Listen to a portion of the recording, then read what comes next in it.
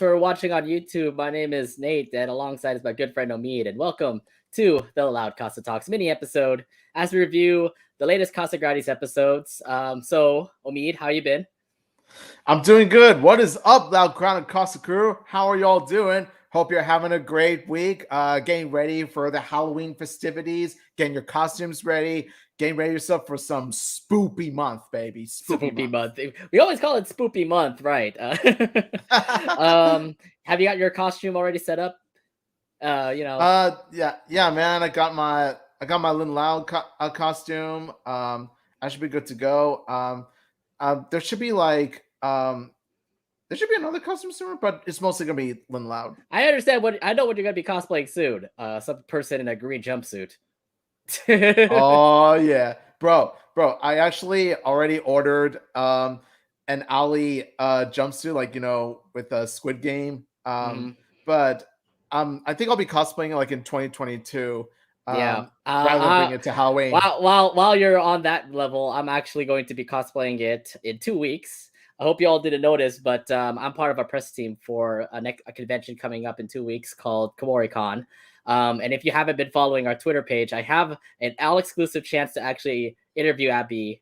What was her name? Abby Trott. Abby Trott. Yes, I have a chance to actually interview Abby Trott, who is the voice of Becky from the Casagrandes. So first off, awesome career she has. She has look. Besides that, look, she's Nezuko from Demon Slayer. She sang the song from Super Smash Brothers Ultimate.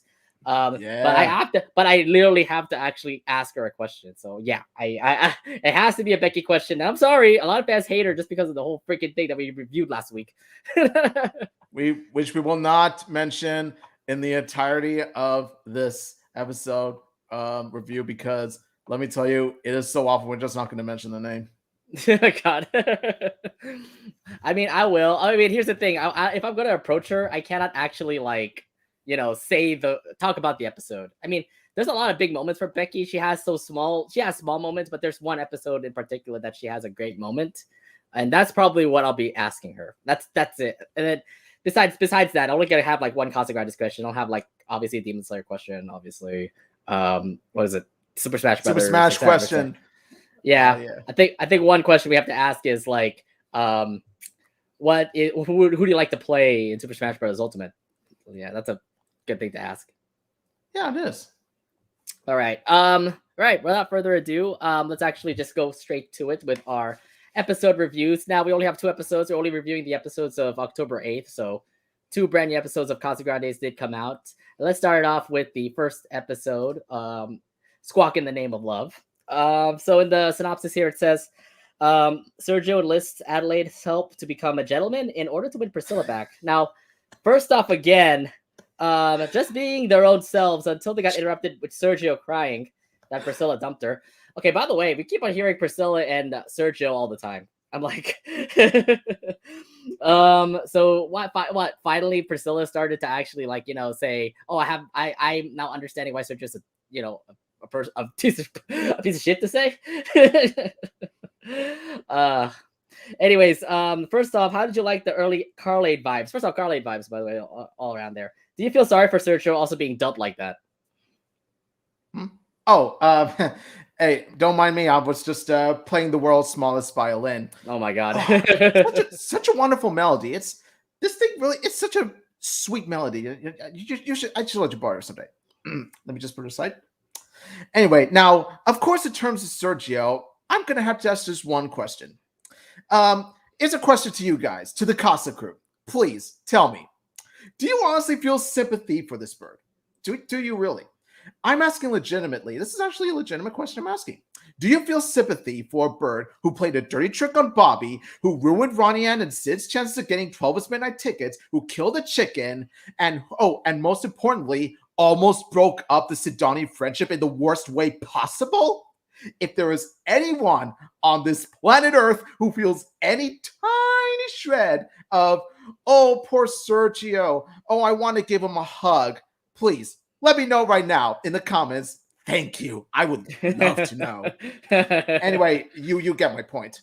Now, as for Carl and Adelaide, I really love that, sweet playful moments where they're just playing toys, and then like Carl shows out like, oh, this is how El Falcone behaves, this is how like they do it, and then But like Carlade is like, oh, but El Falcone is a sweet prince. It's like I love that. Bring in Carlade, man. This is like one of the best Carlade scenes. I love how Adelaide tries to make a twist on El Falcone. Oh, El Falcone's a hero. No, she's such a pretty princess. And I love the fact, like in the second scene, you get to see Carl and Adelaide play like the El Falcone dolls. And then like they're saying they're married, but no, they're mortal enemies. Oh, hero kisses. I'm like, oh, this is cute. Okay, look, they're just little kids. They're adorable. Yeah, I'm pretty sure there's a ton of fanfic writers, a lot of fan fictions out there that will totally agree with Adelaide's story there. Let's just put it that way. Now, besides the whole Carlade vibes that we always get, I just feel like whenever Adelaide becomes like a main focus, Carl has to be there, and obviously there it is when you get to see Carl and Adelaide just play together. But besides that, I understand Sergio's little aspect. Look, throughout this whole Casagrandes series, you always get to hear about Sergio and Priscilla. The thing is that Priscilla doesn't have a brain or something, because she's like, dude, Sergio has been like addicted to you this whole entire time. Why the heck are you finally moving on from her? I'm finally moving on from Sergio. So to say the least, and the other thing too is like, I get it. Maybe they were like, they've been hanging out for years, and then they finally broke up. And obviously Sergio's like, oh my God, 2 years wasted. That's the reason why he was like crying balls of like waterfalls over the couch there. So to say the least, Omid cannot feel sympathy anymore, but I feel like, okay, if you're a person who actually started watching this like show and started with this one episode, you can feel a little bit of like concern, saying like, oh, Sergio's so depressed. Why? Oh, it's because he was so bad to Priscilla. And the thing is, like, when you actually look at when you actually start the episode, you get to see like how Priscilla wanted to break up with Sergio. I mean, the phone pretty much kind of goes out there and just tells you like, oh yeah, he's always taking pictures of like his friends, but he leaves Priscilla out, and obviously Priscilla gets angry about that. So yeah, I feel a little bit of sympathy for Sergio. Okay, just because it's just how it began. It's just how it began. Okay, he's balling waterfalls, guys. Yeah, but like, here's the thing. Like, I feel like if this was a season 1 episode, we would feel just a tiny bit of sympathy, like a little bit for Sergio. But then we still know that he did mess up. Much to the surprise of absolutely no one. But this is a season 3 episode, and by that point, we're just sick and tired of this damn bird. So it's like, here's the thing, though. We haven't had a Sergio episode in quite a while, but we all know what Sergio has done, and Omid already listed it out. Pretty much like almost broke the Sadani friendship. That was the worst one that I would ever think for Sergio to do. Actually, no. I would count Just Be Cool. I would count Just Be Cool that aired like about a few weeks ago, but look how that turned out. Okay, that was also bad too. Okay, every Sergio episode is bad. I know we can't really say that. Every Sergio episode is bad. I don't know. No Regrets was okay. It was decent. I'm nothing to scream about, but I understand, like, yeah, the concern about another Sergio episode, but this is more of like Sergio and Love episode, so maybe we wanted to see how that episode turns out. Okay, anyways, so he's bawling in front of the couch with Carl and Adelaide there, and sweet little old Adelaide would insist on helping Sergio get back to Priscilla, and what better way to do it is with her favorite fairy tales. So Adelaide would pretty much go through whatever fairy tale Adelaide is, reading.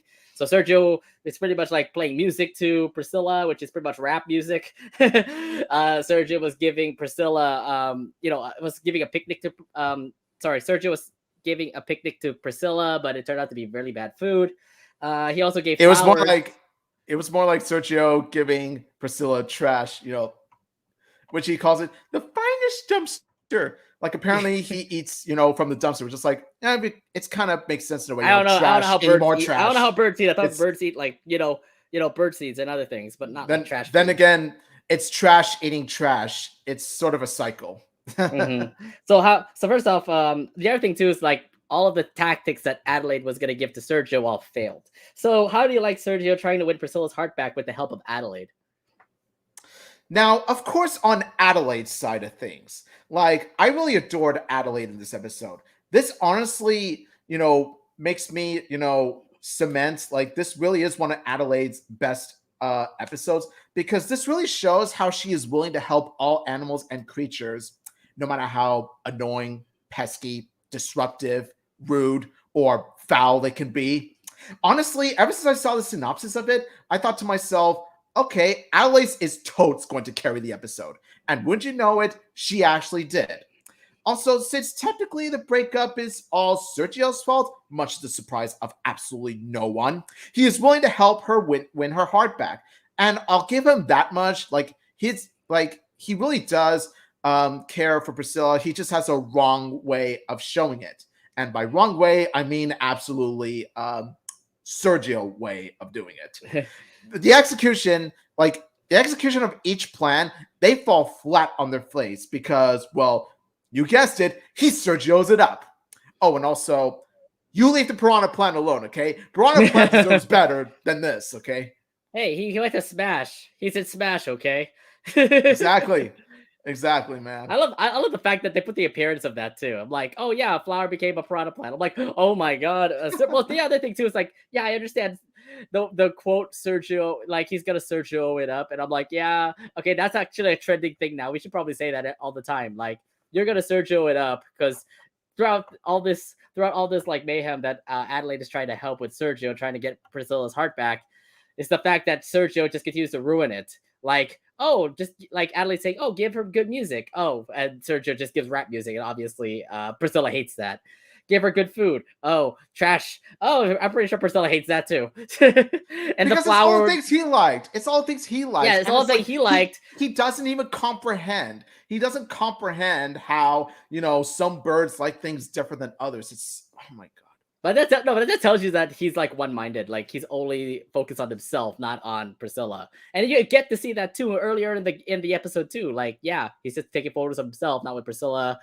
Priscilla's getting annoyed. He doesn't care about that. So yeah, it's all about him. So Sergio really not being a good boyfriend to an ostrich like Priscilla here. So it makes sense why Priscilla started to break up with him. I understand Sergio's trying his best at having Adelaide actually help out in this process, but this is how Sergio is, and I guess Sergio doesn't know how to actually find affection to, female birds and all. So it's pretty much all Sergio's fault to say throughout this whole sequence. Like I said, much to the surprise of absolutely no one. Absolutely no one. Yeah, exactly. This is Sergio because he always loved to Sergio it up. So with Sergio literally begging Adelaide to continue helping him, the only way to go now is for Adelaide to be there in secrecy, to be his voice as Sergio continues to reason Priscilla. And it turned out to actually work well. So explain your thoughts about, Adelaide just pretty much hiding behind the scenes and pretty much whispering to Sergio what to say. Yeah, of course Adelaide had to go and help him. He can't even hold, his own weight, going there. He can't even do it by himself because look what happened. So of course Adelaide had to go help him out. And would you know it, she actually helped him succeed in doing that. With him repeating the words that she was whispering to him to say to Priscilla. It actually managed to work, and it actually leads to the climax of the scene, which we're going to touch upon right now. But needless to say, like I said, this episode really is like Adelaide at one of her best, because I like how, like I said, she has this drive, she has this urge to help animals because the Changs, like Becca Chang works at a zoo, and Sid and Adelaide also love animals. So I like how this episode really shows that side of Adelaide. Yeah, and no doubt about it. Like, I love how compassionate she is, especially with the fact that she's helping out Sergio. Out of all people, Sergio. Out of all people, yeah. I thought this was actually pretty cute. You get it. Like, even without Adelaide's help, I mean, even without Adelaide's vision to actually see why Sergio's getting it all wrong, it makes sense why Adelaide needed to be there so that she could, pretty much put a sense to Sergio and say do this, do that, in order for you to actually get Priscilla's heart back. And it just kind of tells you how Adelaide is. I'm just thinking that it's all about the all about the fairy tales that is always picking her up. So thank you fairy tales of Adelaide's to pretty much actually make like a good moment with Sergio and Priscilla actually making up again, which I thought was pretty cute. Yeah, it was pretty cute. I'm not gonna lie. Mm-hmm. So although, okay, here's the thing though, like, yeah, it worked. Sergio and Priscilla are back together, but did they have worked too well? Apparently, like after a couple of weeks, was it Priscilla's parents want to meet up with Sergio? Now with Adelaide's help, she would help him become a prince, which I thought was like, okay, Sergio didn't expect that, but this is pretty much Adelaide being Adelaide, and she's like, this is how you got to impress your girl now. So he continues to, and then the other thing too is that also Adelaide's continuing to feed lines to Sergio. So did you think this solution was going to work well at first? My God, look at this. It's as if it's Iago's turn now to be the Prince Alia Babwa, right? Oh, we're coming back to Aladdin now. Well, the way that Sergio dresses up, it kind of tells me, yeah, he's trying to be like the Prince Charming, or it's weird, but this is Adelaide thing. Oh, and the other thing too, like, oh, if you're asking me for way too much help, so I'm going to actually just make you a prince. I love the fact that like Adelaide makes this like weird face, especially when she's like, you're going to ask me to help you again. Oh, this is going to be working on my terms. I don't know if I don't have the picture of the face, but it's actually pretty creepy when you see Adelaide do that. Oh man, yeah, like that face, man. It's it's sort of like Sid's face, or it's like the Sid's face from Zoomergency. Well, Sid's doing like in Zoomergency. It's like they really are Chang's sisters in a way. So I don't know. I feel like whenever they get a good solution, they'll just be like all sinister. That I guess that's how the Chang sisters work. That's how they work, my friend. So here's the thing: Sergio would meet up with Priscilla's parents, and it seems like the plan was going to work fine until distractions came around, and the whole meetup would turn into a disaster. I mean, Sergio would mess up with communications. I mean, even with an earpiece at a radio, Sergio couldn't be able to hear Adelaide, so he ended up actually saying wrong words. And the other thing too is that a monkey was also like in the zoo, pretty much ruining Adelaide's plan. So explain your thoughts about this whole sequence here. Things were almost looking well. Like things were almost turning out so well, and Sergio seems to be doing the right thing for once. But too bad Sergio's up again, and not only does he not listen closely to Adelaide's instructions, but he even says things that aren't even meant to be said. Like, for example, like, you're so ugly. And then Adelaide said, lovely, you dope. And it's like, yeah, dope is kind of an understatement. It's kind of an understatement. Like, how stupid are you? You didn't think calling her a monkey would give some kind of bad signals of her too? Okay, even if it was the monkey that screwed things up this time, he should have been better with his words. It's common sense, just saying. It was just really funny though. I mean, the whole sequence right there, where like, he was Prince Charming. He was greeting Priscilla's mom with like glee. And then with all the words that Sergio was saying, obviously the parents got really angry. It was just really funny. I would be too if they called my daughter ugly. It's like, the other thing too is like, there's how many things happened in that like sequence. There's like he had a miscommunication. Then he even danced funny too. Like just because something happened with the radio where he actually crossed signals, and then he actually just like started dancing all funny. The other thing too is that whenever Adelaide says something wrong, she even says it back too. And I'm like, oh, he is pretty much Sergioing it up. You're just gonna Sergio it up, and yeah, that's a term we're probably gonna be using now when we do this. But you know what though? I mean, like I said, really funny. Especially with Priscilla when they actually said like, "Am I going to get your daughter?" or something like that. If I'm going to marry your daughter or something like that, and then he says no, and he said something bad to his dad. I mean, to Priscilla's dad, and then what is it? Sergio then they get all hella angry. Even Priscilla, by the way, like putting her head down on the ground, which is what ostriches do, and crying apparently gives a big current that everybody like gets out of the whole zoo. I'm like, that's pretty funny. I look at this like they really did portray ostriches pretty accurately in terms of the crying. Right. Well, yeah, and also their heads in the ground, which is pretty funny too. Okay, so now here's the thing. Lastly, Sergio would just be honest. Now here's the other thing too. Sergio is actually going to be honest with Priscilla at the end here. He would confess to her that he doesn't deserve her just because he always loves to Sergio it up.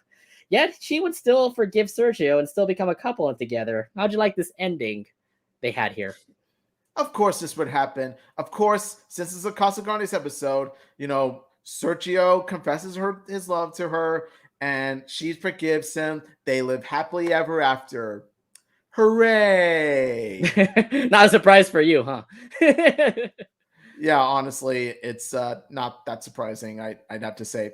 I did like the end, however, where Adelaide's like, "Oh, that is so sweet. Now someone help me down here." It's like, I thought oh that was my hilarious. god, I cannot get enough of Adelaide. I can't get enough of Adelaide. I don't know, but like with all the Adelaide that we're seeing in these recent episodes, it just makes me feel like she's a sweetheart. She's a cute, lovable girl. Just Adelaide being Adelaide, like she's adorable. We get it.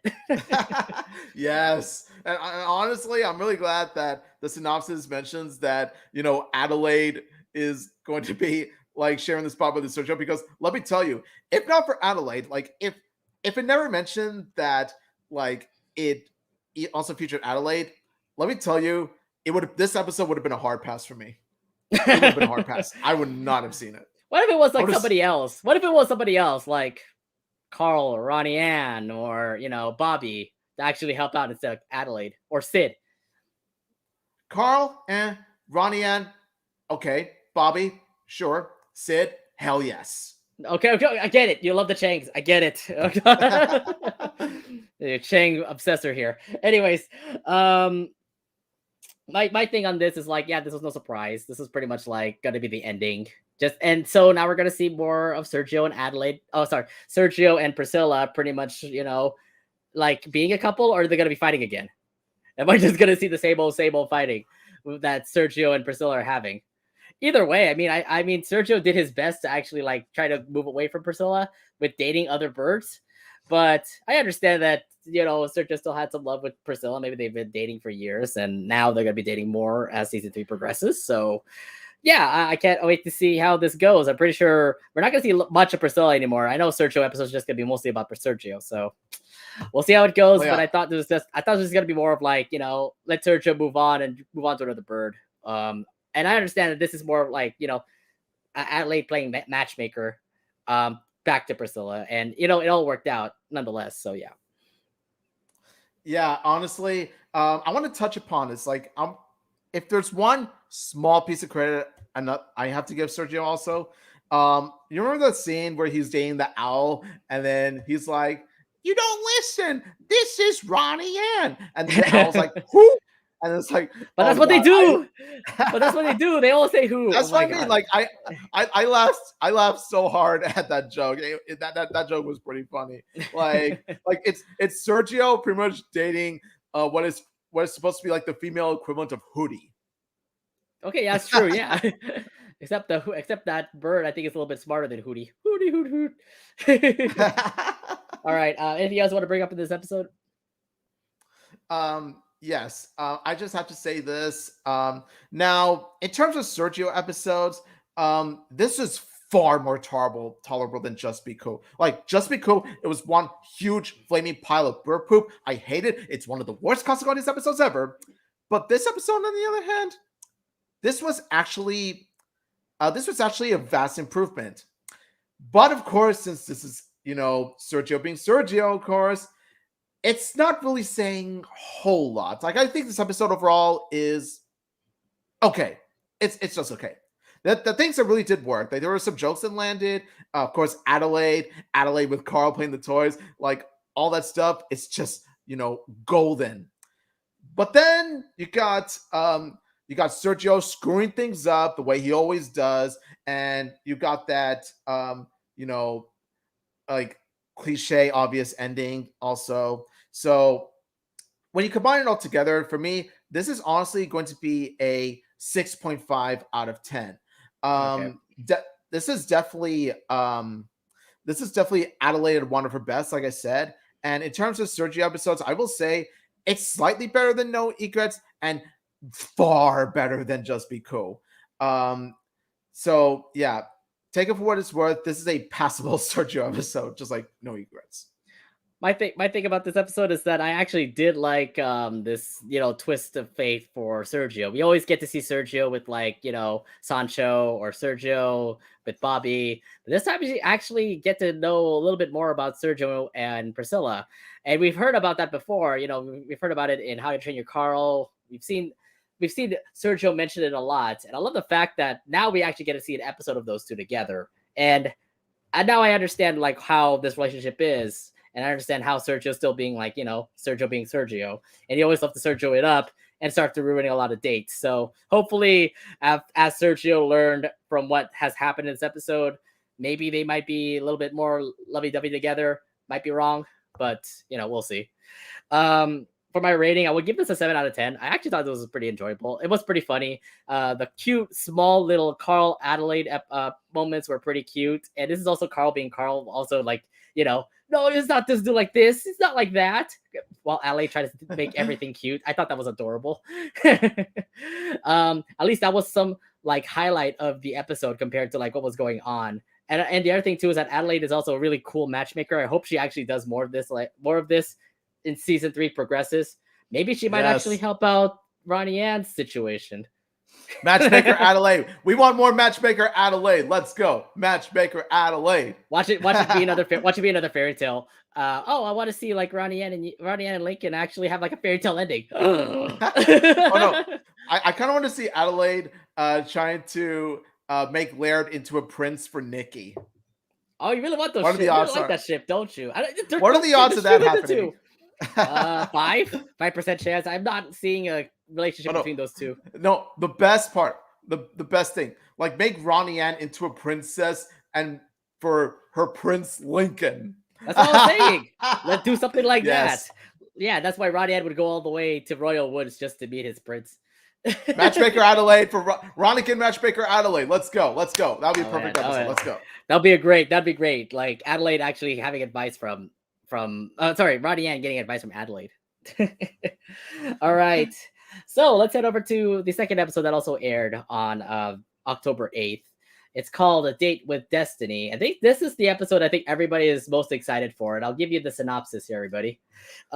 Rosa hears Ernesto Estrella predict that Maria and Arturo could get back together again. Oh my God, these two divorced parents coming back together again. So first off, Omid, do my eyes deceive me?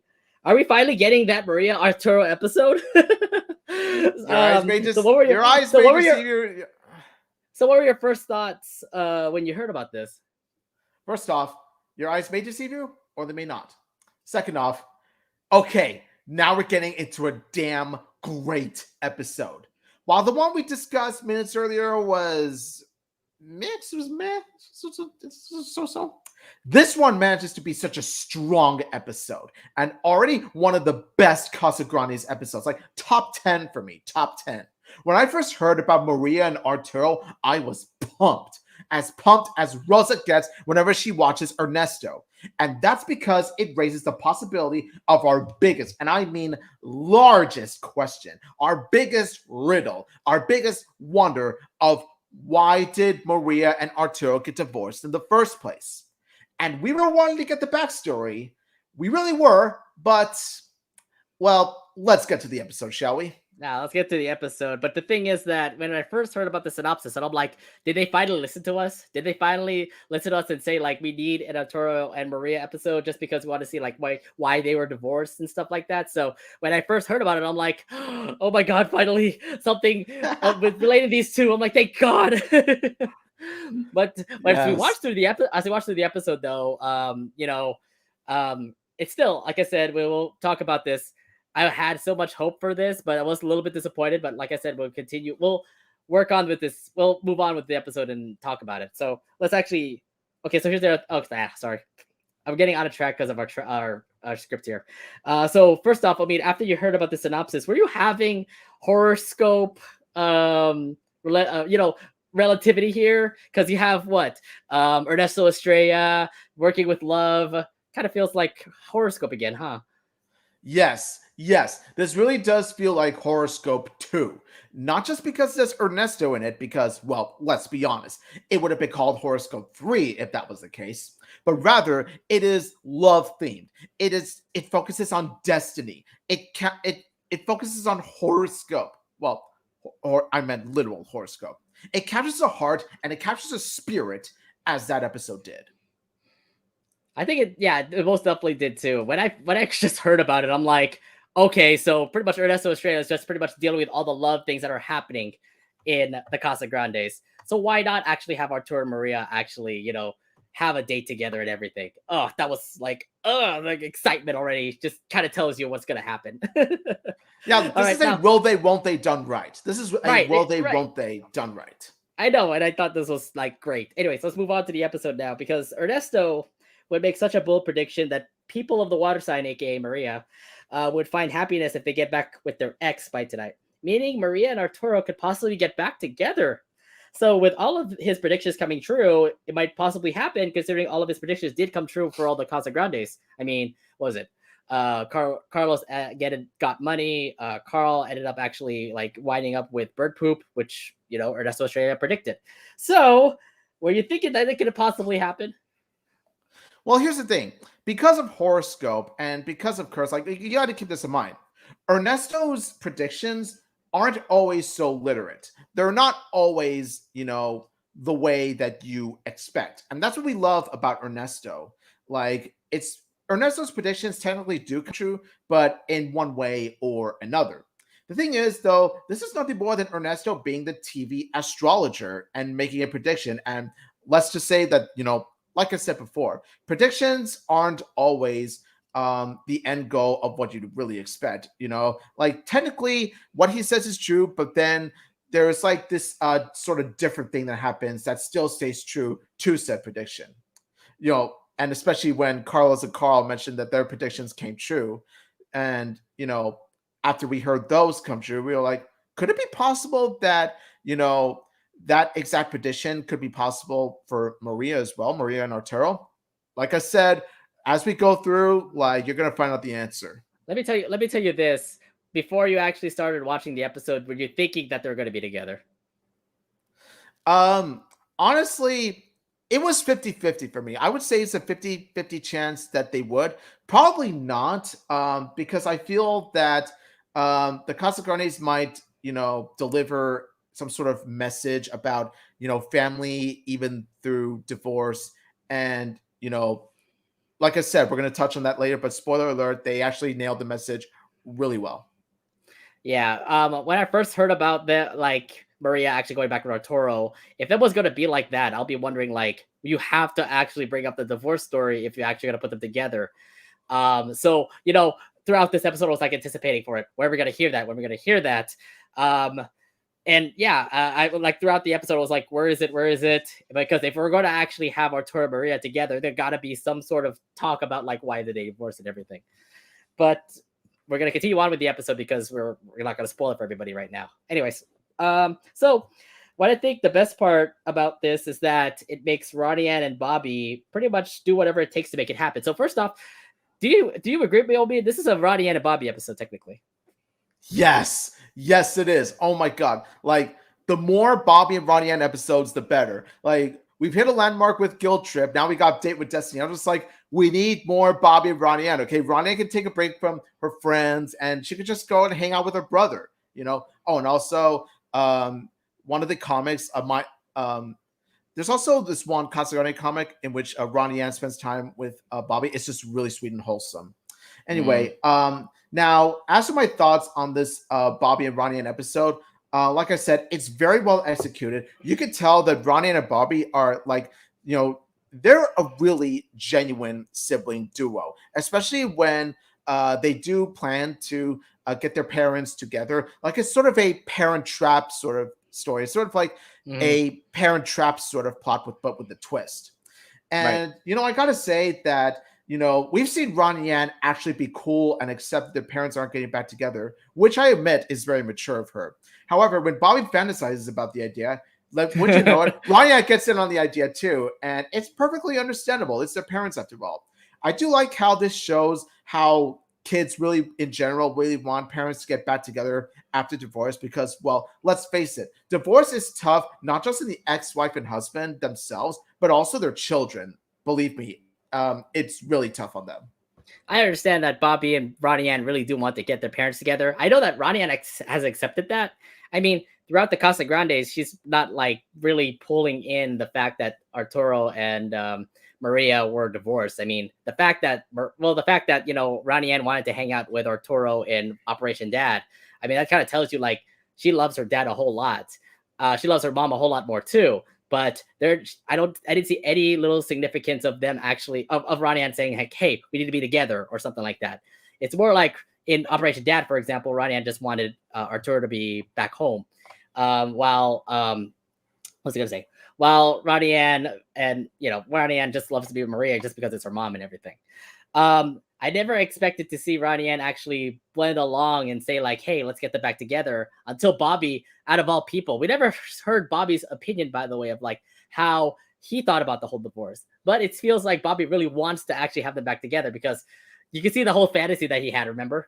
Like Yes. he had a freaking like what? Family portraits and things like that. I thought it was pretty funny. I really do. Like, I really love that scene where Bobby's just fantasizing them being in a family portrait. I was like, so hilarious, like legit funny. I thought it was just like, oh man, Bobby, you're playing a little bit too much of yourself on this one, Yes. but the whole pictures are just great. You could tell how much he wants this. You could tell how much he really wants. You know that he really wants to have those two together, and I guess that he was just really into the ride of Ernesto Estrella and just wanted to actually make it happen. So yeah, we went through the whole sequence of Bobby trying to get his dad to the pier where apparently Maria and Arturo first met. So Bobby had a mission to get Arturo to the pier, but Ronnie had the same thing where she had to bring her mom Maria to the pier. It all worked out, but I love all those sequences here where freaking Ernesto Estrella is pretty much everywhere. Like the ghost of Ernesto Estrella is everywhere. I mean, you could see it as well back in like Cursed, for example. I love how he was just a guide. It's like, you have to do this. Oh, Maria has to go back. You cannot let him do this or that. Exactly. It's like he's everywhere. He's everywhere. Not just on TV. He's just everywhere. More like the thoughts of Ernesto Estrella is everywhere. Nonetheless, props out to George Lopez because he made it pretty much hilarious. Okay, so he always delivers. George Lopez always delivers. Here's one thing I want to point out, though. I mean, there was one part where Maria actually did say something about like why she became a nurse. How annoyed were you that we totally lost it? Because we totally lost that shot. I have always wanted to hear how Maria became a nurse, but honestly, it doesn't matter because it sets up for a hilarious joke on how, like after, like Maria pretty much, she doesn't know that Ronnie Ann is in the Glart. Like she assumes that, she's still by Ronnie Ann, but then Ronnie Ann does her best to like, there's these like items that she pretty much has to take off like in order to help get Maria on the wagon again. And then it cuts to her saying, "Thank you, Ronnie Ann. You're such a good listener." I'm just like, oh my God, that is hilarious, man. It's like, before the sequence, you have Maria saying, let me tell you a story how I became a nurse. And it's like, we never hear it. But then like at the end of the sequence, Maria assumes that Ronnie has been listening all the time. She's like, "Oh, you're such a wonderful listener, Ronnie." It's like, oh man, the jokes in this episode really do land. I mean it. They land really good. Wow. I swear to God, like, I wanted a lot of backstory. I mean, we have heard a backstory before with Maria. I mean, apparently she was a crazy girl at VIP'd. She's awesome in high school, going to a lot of clubs. And then we just never heard of why she became a nurse. And I'm kind of like, after your craziness that happened over at VIP, being like a concert girl, doing all this kind of stuff, you became a nurse. How? And that would have been a great time for me to actually know about this. I would love some backstory, but we never got it. I'm like, oh, you little. All right, Miguel. All right, Miguel. I understand you directed this episode and you're trying to make it funny, but holy crap, I was just focused on wanting it to happen. If we could actually see some backstory. It started to come to me. I think I know why they made this joke. It started to sort of poke fun at the Casagrande fandom for asking how, Maria and Arturo got divorced in the first place. Like, this is sort of a, roast at them. This is sort of like, poking No. at them, sort Why of would like Miguel jab, do a that? jab. This is Why would this is a Miguel jab do at the that to Casagrande. us? Like, this is a jab at the Casagrande fandom, because it's sort of to like tell them, hey, not all questions need to be answered. Like, I can imagine they're going with that angle. Let me tell you, like, it was very well handled, like, just subtly. I'm kind of wondering, like, why, Miguel? Why would you do that to us? We wanted some backstory between these two. Why would you give it us right now? Although, to be frank though, we did have a couple of backstory that we could probably put up right now, because both parents would arrive at the pier. Things were gonna look great until one person came by and, well, kind of ruined the meetup. Maria's old ex, and I said this right, ex. So literally, Maria was dating T-Bone, the one person that we saw from VIP'd. So Maria and T-Bone actually did have a relationship, by the way. I'm letting y'all know that happened in that episode. I'm like, oh my god, I didn't know that happened. Apparently it did. Yeah. So first off the callback to VIP. How'd you like that? And what were your thoughts about Maria dating T-Bone?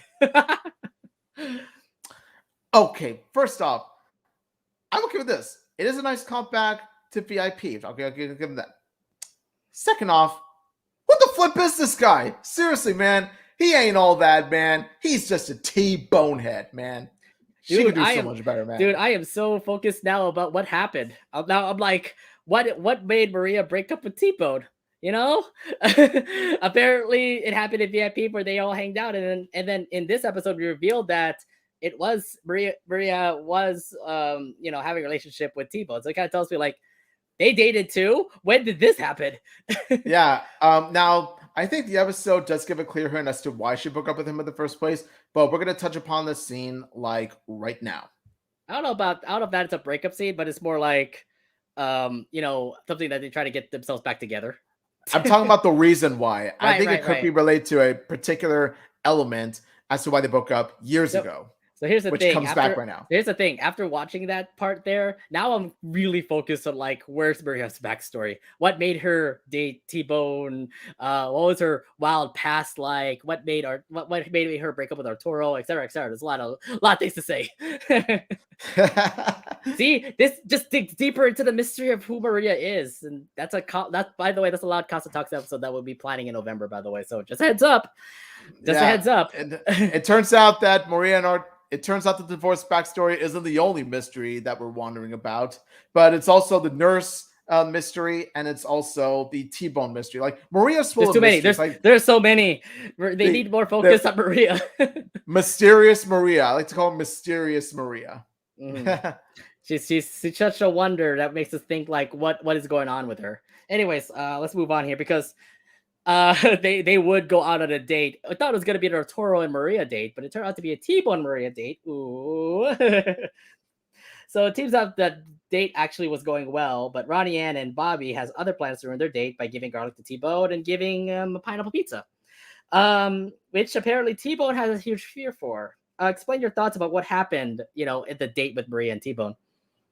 Oh God, I imagine like T-Bone's like, do not talk about pineapple pizza ever.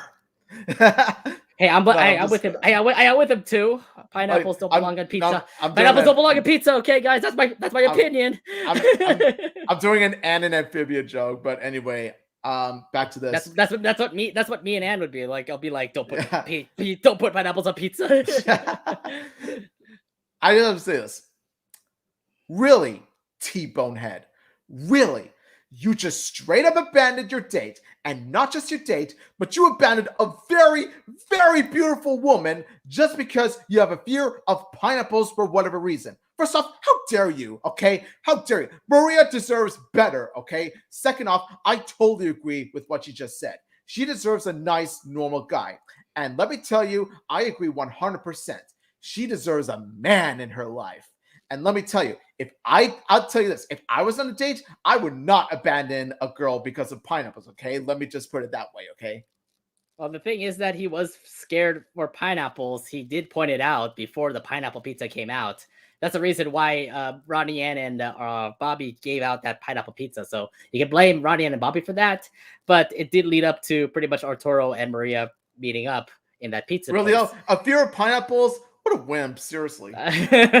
But T-Bone is still T-Bone. And like I said, he said like I don't know how Maria pretty much imagines T-Bone. Apparently, he's a hot guy. That's what Maria imagines, especially when he got rescued from the ocean. I thought that was like, okay, what are we having Fabio moments here?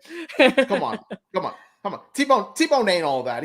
T-Bone ain't all that, okay? Hey Maria, Maria had an interest with this guy, and it made sense why Maria look throughout the whole episode. I was like, how did Maria and T-Bone become a thing? And I'm like, she really likes him. You can totally see from her like blushing and her having a date with T-Bone.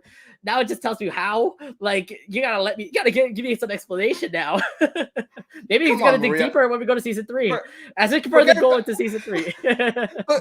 Forget about T-Bone, Maria. Maria, you're a 10. He's a 4. Oh my god.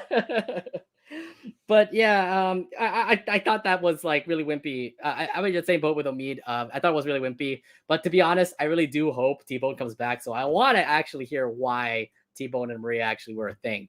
Because yeah, they are a thing. They were a couple. I'm like, how? What? That was the biggest surprise that actually came out of this episode. Why were they a couple? Oh god. Oh my god. I was like all over the place. I'm like, well, how did this happen? I need to know more. Wow, what did Maria do? What did you break up? Is it because of the pineapple pizza that Maria broke up with him? I don't know, man. Yeah. See, my mind got like all frazzled just because of what I saw in Destiny. So here's the thing now. T-Bone gone, Maria and Arturo would meet up, and it seems fine at first, but none of the huge love things we would see for a couple. It's just mingling, having casual talk, dealing with schedules, so picking up Ronnie Ann and Bobby and all that kind of stuff. Were they wrong? Were Ronnie Ann and Bobby wrong? Nonetheless, Bobby wants them to be back and would do anything to make them become a couple again, even like time with spaghetti. Ronnie Ann would confess to them that it's because of Ernesto that got them to make this whole setup. This led them to have the whole family together in happiness, which is what Ernesto predicted, by the way. Explain your thoughts about the ending in this episode. First off, oh my god, I have to mention this. That part where Maria mentioned to Arturo that she was on a date and he says, been there. I was like, no, Arturo, don't you dare remind me of that episode. You want to bring back Teacher's Fret? That is not.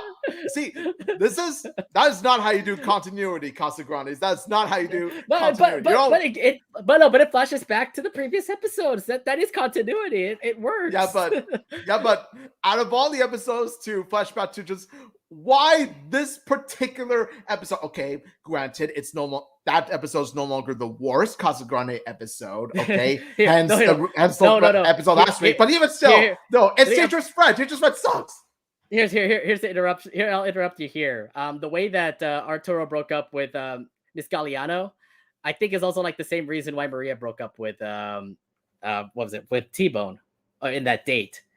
I mean, you can understand why the whole breakup with them Arturo breaking up with Miss Galliano was kind of stupid, and why Maria ended the date with T-Bone was also kind of stupid too because of the whole pineapple stuff. So to say the least, I understand why Arturo said that been there part, just because I think they all ended their dates with stupidity. I think, and it's sort of like, I think it gives a subtle hint too. Could that be the reason why Maria and Arturo got divorced? Because for a similar reason, like they just weren't meant to be. Could be. I don't know. Watch it be something stupid like, oh, I'm crying because my soccer team lost. I'm wearing makeup and because I'm crying. No, the divorce backstory cannot be that stupid. It has to be a real legit reason. Okay, no. I don't know. We'll see. We'll see if they ever actually bring up the divorce story over at the Casagrandes. But yeah, do you want to explain more about the ending? Yes. Now, I really love the execution of its ending because it shows that while they didn't get together like Ronnie and Bobby expected, they did meet up and chatted together.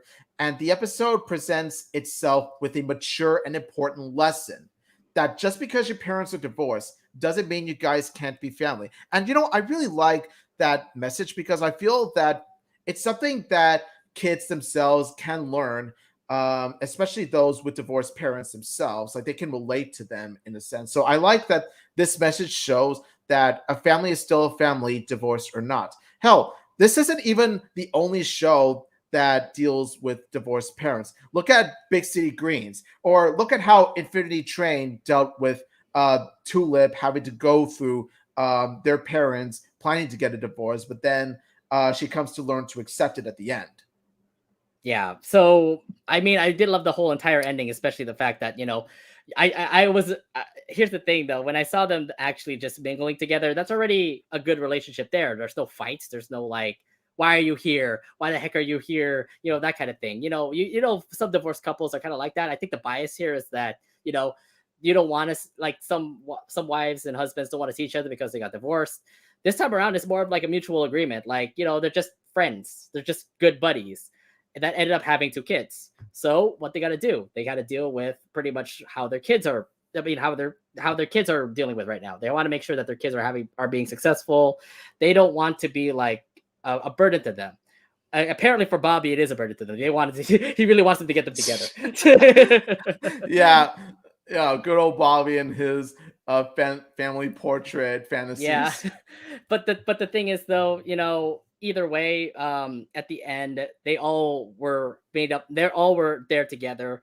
They all like settled their differences, and nonetheless, they are still a family. They're still happy. They even like plan out pizza nights now. To say the least, though, they're going to be together. They might have their own like nights together. So, nonetheless, it just gives you like they're still family. They're even if they're a divorced couple, they're still family. They're giving you happiness no matter what. So even if you're a kid with a divorced parent, this kind of story that Maria and Arturo put up in Date with Destiny kind of tells you like, it can be dealt really fine like this, and it's great. They're all happy together, and I thought it was like a good moral for the story.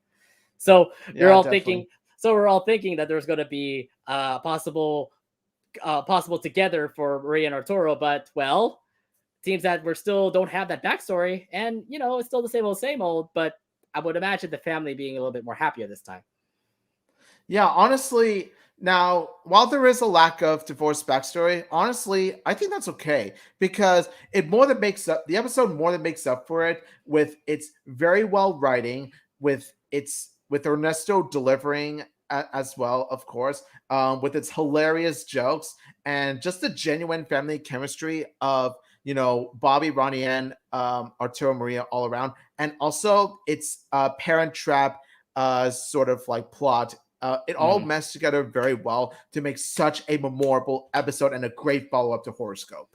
Oh yeah, I would say most definitely did. To say the least, though, Ernesto Estrella is pretty much throughout the Casagrandes, and to say the least, I think he can handle his predictions pretty well, especially love predictions like this.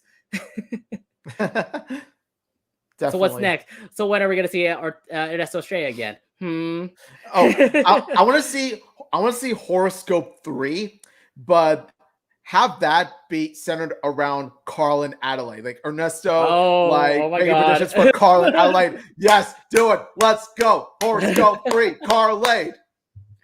Watch it be like a fairy tale. Watch it be like, I just hope it's not going to be like a dream where Adelaide actually like dates Carl because of this whole Prince Charming thing. Let it be like a Sleeping Beauty thing where like Carl is Prince Charming and Adelaide is Sleeping Beauty. like Adelaide goes from matchmaker to being matchmade herself. Yeah, we'll see. Then again, Ernesto Estrella will be there in the background, pretty much helping out. This what makes it like, now I just can't wait for the next Ernesto Estrella episode. All right. Anything else you want to bring up in this episode? Yes, I do have to say one thing. George Lopez delivers as always. Like I said before, this is already one of the best Casagrande episodes I've seen, like, top 10. I really loved it. And like I said before, with the lack of divorce backstory, let me tell you, everything else like makes up for it, of course. Like, I'm also going to give this a 9 out of 10. It is a superb episode. And I really loved Maria and Arturo in this. They played roles in this as well. T-Bone, just screw you, man. Oh my god. Maria deserves the best. Okay? She deserves a man in her life. And let me tell you, if I was there, I would never leave her for any kind of food or anything else. I'm just The only saying. time he will come back will probably be when he the only time will probably come back is when he actually like, you know, brings up the point about like Maria and T-Bone actually becoming a couple, which is like how that happened. Oh my god. You need a real man right here. You need a real man right pineapples, here. pineapples. Okay, we get it. Pineapples are terrible. Let's see. Hold up for a sec.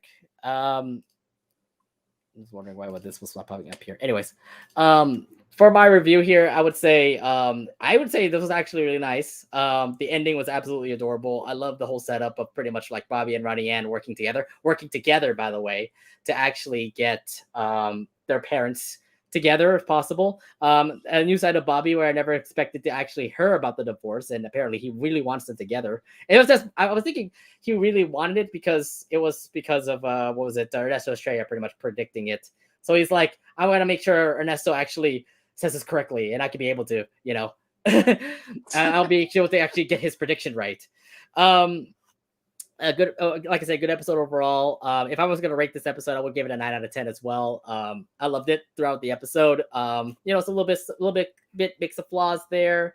Like still exciting and funny, which, you know, makes the episode what it is, and I would say enjoyable. So yeah, 9 out of 10 for me. David Destiny definitely was a really awesome episode. Definitely, man. Like, yeah, this really is just one of the best. All right, now that's pretty much it for us here. It is pretty quick because we only reviewed 2 episodes of the Casagrandes. So yeah, that's pretty much us. That's pretty much our little mini episode here. I do want to let you guys know about our Loud Casa Talks podcast. Remember that you can be able to listen to our podcast on Spotify, Anchor, Apple Podcasts, Google Podcasts, wherever you listen to podcasts. Also, if you like the stream, make sure you subscribe to our YouTube channel for more Loud House and Casagrandes content. So it also hit the bell too, so that you can be notified of when we'll be coming next. And then when we'll be coming next will be actually next week. We'll be actually in our Halloween costumes as we review the Halloween episodes of The Loud House and the Casagrandes. So we're going to be reviewing, first off, Fright Bites. Yep, Fright Bites. That one 15-minute episode of Lucy Loud. One of Lucy's attacks like Fright Bite. She has a Fright Bite of her own. Like a Fright Bite her own, yeah. And we're also going to review the episode Curse of the Candy Goblin, which I believe was actually a pretty cool Halloween special. Yes. Yes. I can't wait to talk about this. Like, this is a golden Halloween episode, man. It is just a treat. This episode was a real treat, and I can't wait to sing my praises to it. All right, sounds good. All right, and that's pretty much it for us here for our mini episode of Loud Casa Talks. Thank you all for watching our stream. We'll see you guys next Thursday. My name is Nate. And this is Omi. Thank you guys so much for all the love while we were talking about love-themed episodes tonight. And like I said before, get ready for a spooky month, y'all. All you ghosts and goblins out there, candy goblins to be precise. And until next time, smell you later, amigos.